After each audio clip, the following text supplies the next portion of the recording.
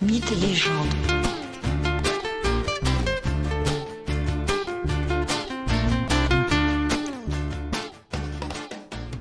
Bonjour à tous et bienvenue dans ce nouvel épisode de Mythes et légendes. Nouvel épisode consacré au mythe de Dracula.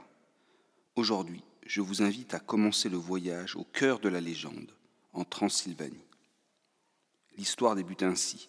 Nous sommes à la fin du XIXe siècle et nous suivons le périple d'un jeune avocat anglais, un clerc de notaire, répondant au nom de Jonathan Harker. Il est envoyé en Transylvanie, c'est-à-dire dans la Roumanie actuelle, pour finaliser une transaction immobilière, une acquisition faite en Angleterre par un certain comte de Dracula. Jonathan Harker a traversé l'Europe en train, il observe les paysages et la manière de vivre des habitants. Il est heureux de visiter une partie de l'Europe si différente de l'Angleterre victorienne dont il vient. Jonathan approche l'Orient d'une certaine manière. Il note d'ailleurs des recettes épicées qu'il souhaite à l'avenir partager avec sa fiancée, Mina Murray.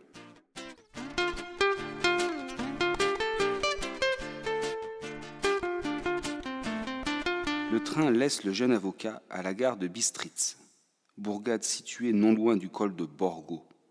Il passe la nuit dans une auberge.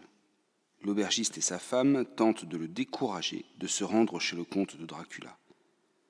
Harker comprend quelques mots du patois local, et au visage effrayé de ses interlocuteurs, il perçoit leur peur. Le lendemain matin, alors que Harker s'apprête à monter dans la diligence qui va le conduire au col de Borgo, où le comte de Dracula doit lui envoyer une calèche pour le transporter jusqu'à son château, une foule de paysans attend à côté de l'auberge. Et chacun marmonne et se signe sur le passage du jeune avocat. Ce dernier perçoit le mot « vampire » dit dans de nombreuses phrases des paysans à voix basse. Bientôt, la diligence démarre et monte sur le chemin qui conduit au col de Borgo, dans les Carpates. Si le paysage est gai dans la plaine, il devient bientôt plus lugubre. L'air devient plus froid, et les paysans croisés s'agenouillent et font le signe de croix au passage de la diligence. L'inquiétude de tous est palpable et commence à contaminer l'enthousiasme de Jonathan Harker. Le soir approche, la neige est tombée, la diligence poursuit son ascension vers le col. Une fois au point de rendez-vous, le cocher de la diligence conseille à nouveau à Jonathan Harker de ne pas monter dans la calèche envoyée par le comte de Dracula. Mais Harker maintient son choix. La diligence s'arrête donc à proximité de la calèche envoyée par le comte. Elle est là, comme prévu, au col de Borgo. 4 splendides chevaux noirs y sont attelés. La nuit est tombée. Le bagage de Harker est mis dans la calèche et la diligence s'en va, laissant Harker à son destin.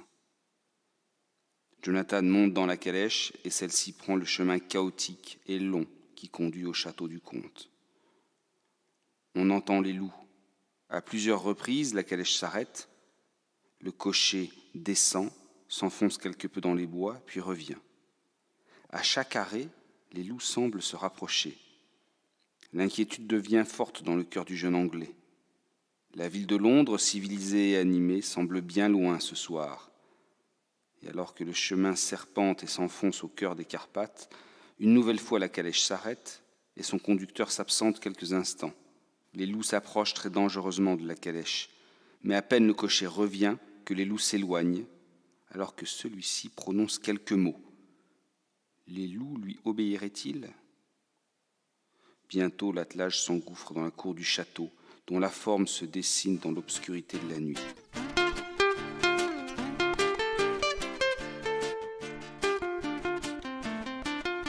Le château semble désert, ou presque. Jonathan Harker est finalement accueilli par le comte en personne. Celui-ci est âgé et particulièrement laid, bien que rasé de frais. Il a une grande moustache blanche, des dents d'une grande blancheur et pointues, des poils abondants aux mains, y compris aux paumes, et lorsque Jonathan lui serre la main, il trouve celle-ci glaciale. Le comte est vêtu tout de noir. Cependant, les échanges sont très courtois et rassurent quelque peu le voyageur venu ici pour affaires, je vous rappelle.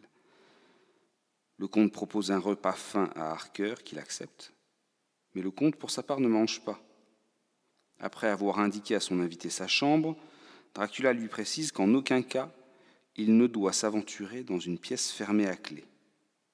Lors de sa brève promenade dans le château, Harker remarque que les lieux sont richement meublés, mais qu'il ne s'y trouve aucun miroir.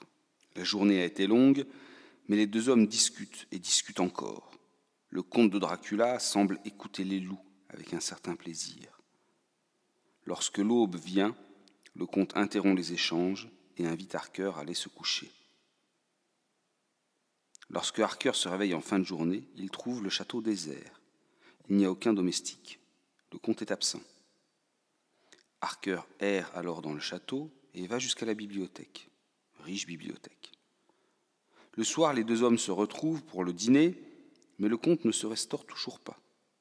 Il laisse Jonathan Harker manger, seul, et il discute avec son invité.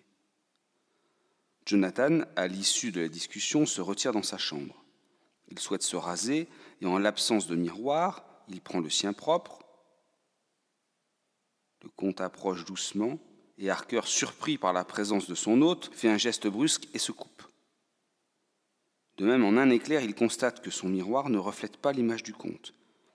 Dracula, pour sa part, attrape Jonathan à la gorge à la vue du sang. Puis il se reprend, alors que sa main vient de frôler le crucifix que Jonathan porte au cou. Puis le comte saisit le miroir et le jette par la fenêtre. Le lendemain, à son réveil, Jonathan Harker approfondit son exploration du château. Il constate que toutes les issues sont totalement verrouillées. Le comte est de nouveau absent. Jonathan comprend qu'il est prisonnier de son hôte.